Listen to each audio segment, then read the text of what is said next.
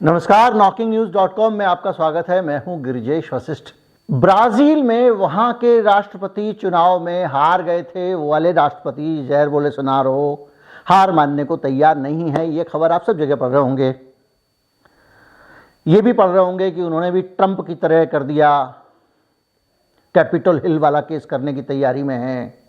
ये भी पढ़ रहे होंगे कि किस तरह ब्राज़ील में संसद में और सुप्रीम कोर्ट में घुस के उनके समर्थकों ने तोड़फोड़ कर दी।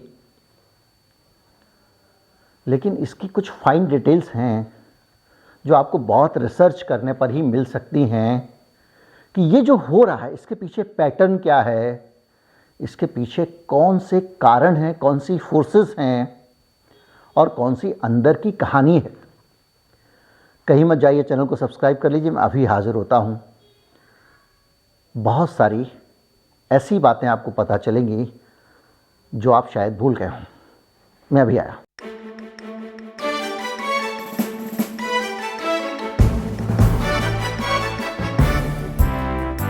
जैर बोल्सोनारो विरोध क्यों कर रहे हैं? विरोध इसलिए कर रहे हैं क्योंकि वो बहुत मामूली अंतर से हारे हैं। अगर आधे % वोट भी इधर से उधर हो जाते तो लूला डी सिल्वा राष्ट्रपति नहीं बनते, बोल्सोनारो फिर बन जाते। बोल्सोनारो का अपना एक बैकग्राउंड है, उनकी अपनी एक पहचान है और उनकी वो पहचान, वो बैकग्राउंड, वो आइडियोलॉजी दुनिया के बहुत सारे लीडर्स के साथ मिलती है। मैं कोशिश करूंगा कि इसको सीधे रिलेट ना करूं। आप मेरे दर्शक हैं और सब अपने आप समझते जाएंगे।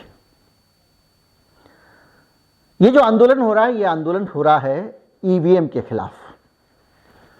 जैर बोल्सोनारो चुनाव में धांधली का आरोप लगा रहे हैं, लेकिन जो धांधली का आरोप है वो ये है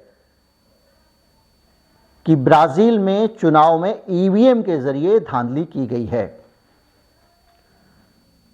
दूसरा पक्ष कह रहा है कि ईवीएम बहुत लंबे समय से यहां इस्तेमाल हो रही है, ये बहुत सुविधाजनक है, बहुत अच्छी है, इसलिए इसके जरिए धांधली की बात गलत है।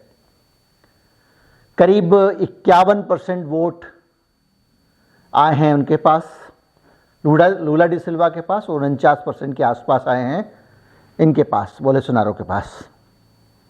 दो ही कैंडिडेट थे। और जैसे भारत में हम लोग अक्सर बात करते हैं कि भाई साहब एक आदमी है 40% लाया, 45% लाया, 30% लाया। पिछली बार मोदी जी की सरकार 32-33% वोट में बन गई थी, तो भाई साहब 67% लोग तो खिलाफ हैं इस आदमी के, फिर ये कैसे बन गया? तो इसको हम लोग अपनी डेमोक्रेसी की खराबी मानते हैं। लेकिन ब्राज़ील में उन्होंने कुछ ऐसा सिस्टम किया हुआ है कि जब तक 51% वोट किसी को नहीं मिल जाएंगे वो इलेक्टेड घोषित नहीं होगा। 4 कैंडिडेट हैं तो कम कम वाले निकलते जाएंगे, दोबारा होके बाद में 2 कैंडिडेट पे बात पहुंच जाती है। उस पे जाऊंगा, लंबा हो जाएगा मामला। तो इस प्रक्रिया में सारा चुनाव ईवीएम के जरिए होता है और ब्राज़ील के लोगों को वोट डालना बहुत ज़रूरी है, मैंडेटरी है, वोट डालना ही पड़ता है वहां पे। तो ये कह रहे हैं कि इलेक्ट्रॉनिक वोटिंग मशीन में धांधली हुई है। अब बोल्सोनारो कौन आदमी है? बोल्सोनारो वो आदमी है जो पहले कहता है कि अगर आप कोरोना का टीका लगाएंगे तो आप मगरमच्छ बन जाएंगे, आप कोरोना का टीका लगाएंगे तो आपको ये हो जाएगा, वो हो जाएगा, और बाद में वही आदमी एक जांच का मुकाबला करता है, सामना करता है, जिस जांच के अंदर उसके ऊपर टीकों में रिश्वत लेने का आरोप लगा है।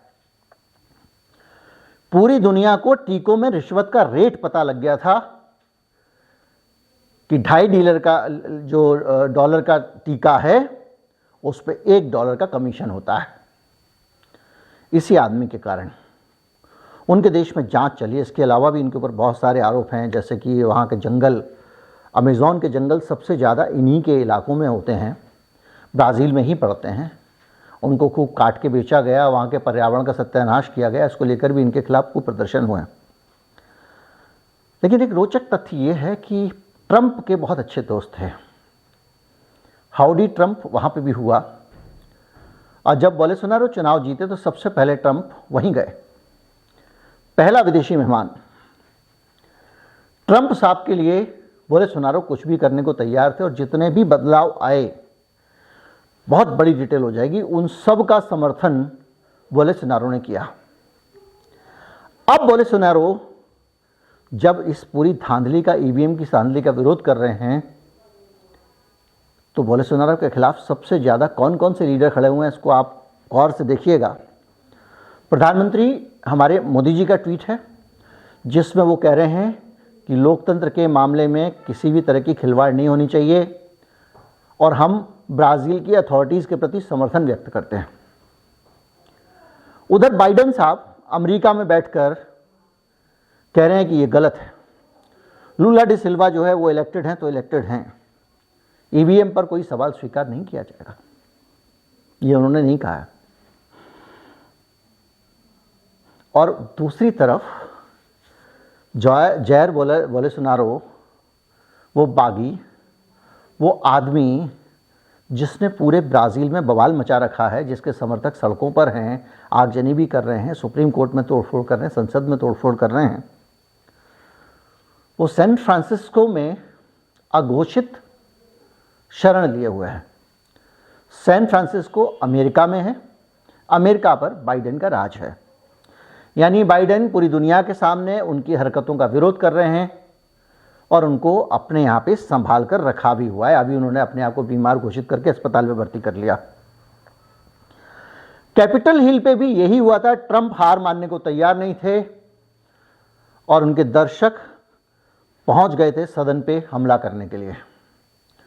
तस्वीरें आई थी कि सीसीटीवी में अपने जो समर्थक हैं उनकी बदमाशियों को देख देख कर स्याह रहे थे ट्रंप, और ये तस्वीरें वायरल की गई ताकि ज़्यादा से ज़्यादा उनके समर्थकों को पता चले कि ट्रंप यही चाहते हैं। जायर बोलेसोनारो बयान तो दे रहे हैं कि नहीं नहीं मैं नहीं चाहता, ये सब शांति से होना चाहिए, शांतिपूर्ण प्रदर्शन होना चाहिए, लेकिन उनके बारे में भी यही रिपोर्ट है कि वहाँ पे पूरा विवाद भड़का रहे हैं। भारत में भी ईवीएम का विरोध एक खास आइडियोलॉजी जिसको कि आप नेशनलिस्ट कहते हैं उसने किया था। लोगों के दिमाग में ईवीएम खराब होती है, ईवीएम के ज़रिए धांधली हो सकती है जैसे विचार सबसे पहले रखने का श्रेय उसी को है।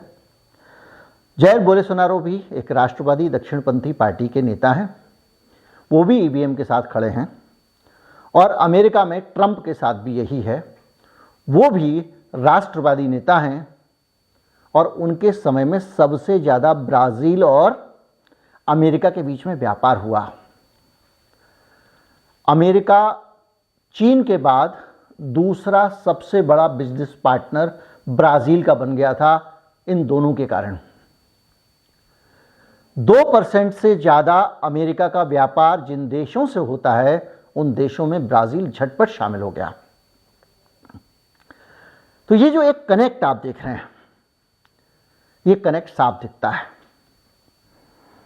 यही कनेक्ट आप अब वहां भी देख रहे होंगे इज़राइल में भी राष्ट्रवादी दक्षिणपंथी सरकार फिर से आ गई है नेतन्याहू की, और फिर से वहां तनाव बढ़ रहा है और फिर से ये माना जा रहा है कि फिलिस्तीन और इज़राइल के बीच में युद्ध होने वाला है। इज़राइल के पक्ष में भारत इतिहास में कभी खड़ा नहीं हुआ, सिर्फ 2 मौकों को छोड़कर।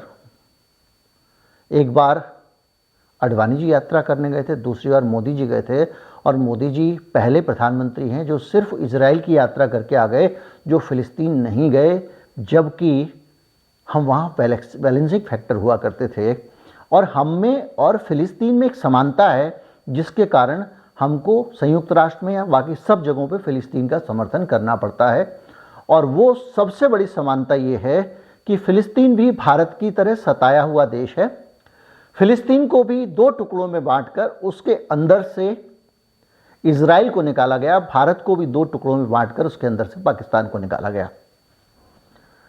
लेकिन भारत में हम पाकिस्तान के बनने को का जो लोग विरोध करते हैं, पाकिस्तान का जो विरोध करते हैं, वो जाकर इज़राइल का समर्थन करते हैं।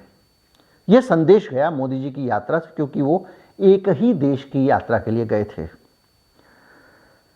उनको भी इसी तरह से घेर दिया गया था। मैं कई वीडियो बता चुका हूँ जिस तरह से हमको 2 तरफ से घेरा गया, एक तरफ बांग्लादेश, एक तरफ पाकिस्तान, ये दोनों मिला के पूर्वी और पश्चिमी पाकिस्तान बना दिए गए थे ताकि वो घेर घेर के हमको समेटते जाएं। लेकिन हम फिलिस्तीन नहीं थे, हम कुछ और थे और इसलिए हमने बांग्लादेश को ही अलग कर दिया। बहरहाल, तो ये पूरा का पूरा जो साम्य है वो आपको एक दिख रहा है, जो ये बता रहा है कि जो वहां हो रहा है, नेतन्याहू के मामले में भी कुछ आरोप धांधलियों के लगे थे, अगर आप अखबार खबरों को नजदीक से देखते हो तो जो वहां हो रहा है, जो वहां हो रहा है, जो वहां हो रहा है, और वहां पर भी विवेका लंदन कुछ ऐसा शब्द बोला था उन्होंने, उस टाइप का हाउडी ट्रंप टाइप का, अब की बार ट्रंप सरकार टाइप का चुनावी समर्थन ब्राजील से भी मिला था। तो क्या भारत में चुनाव के अंदर हम ये लगा सकते हैं अनुमान, हम ये एक कयास लगा सकते हैं कि भारत में भी अगर चुनावों के अंदर कुछ उठापटक होती है, सरकार बदलती है, तो भारतीय जनता पार्टी अपनी पुरानी भूमिका में आ जाएगी, ईवीएम को गलत ठहराने वाली, फिर से वो ईवीएम के खिलाफ खड़ी हो जाएगी। क्या भारत में भी सत्ता का हस्तांतरण रोकने की शक्तिशाली राजनीतिक पार्टी कोशिश कर सकती है? इन सब बातों को हम हवाई मान सकते हैं। हमको भारत के लोकतंत्र में बहुत विश्वास है, क्योंकि हमने पीछे के सालों में लगातार बहुत सामान्य तरीके से सत्ता का हस्तांतरण भारत में देखा है। बहुत ग्रेसफुली पार्टियां एक से दूसरे को सत्ता दे देती हैं, लेकिन अब का दौर अलग है। जिस तरह की राजनीतिक तोड़फोड़, जिस तरह की खरीद फरोख्त, जिस तरह की ब्लैकमेलिंग, जिस तरह की एजेंसियों का दुरुपयोग, वो सारी चीज़ें, इवन अदालतों पे सवाल, ये सब चीज़ें मिला के कहीं कहीं इस बात पे विश्वास भी दिलाती हैं कि इस देश में अब उतना फ्री एंड फेयर सब कुछ नहीं रहा है। कुछ ताकतें हो सकता है कि इस खेल में सत्ता ना छोड़ना चाहें, लेकिन ये अनुमान है, भविष्य का अनुमान है, और ये अनुमान हम लगा रहे हैं इन सारे घटनाक्रमों के आधार पे, एक खास तरह के सोचने के पैटर्न के आधार पर, एक खास तरह की प्रॉक्सिमिटी, एक आइडियोलॉजी की पूरी दुनिया में देखने के बाद, और ये देखते हुए कि भारत में किस तरह से साम दाम दंड भेद से अपनी सत्ता की ताकत, अपनी पार्टी का खजाना भरने के लिए एक पार्टी लगातार काम करती रहती है। तो लगता है कि कभी ना हो, विश्वास है ना होगा, फिर भी कोई बड़ी बात नहीं है कि भारत में भी जब सत्ता का हस्तांतरण हो तो वो सामान्य तरीके से ना हो। उम्मीद करता हूँ वीडियो आपको अच्छा लगा होगा। अच्छा लगा हो तो ज़्यादा से ज़्यादा लोगों तक पहुँचाएं, चैनल को सब्सक्राइब कर लें। नमस्कार, जय हिंद।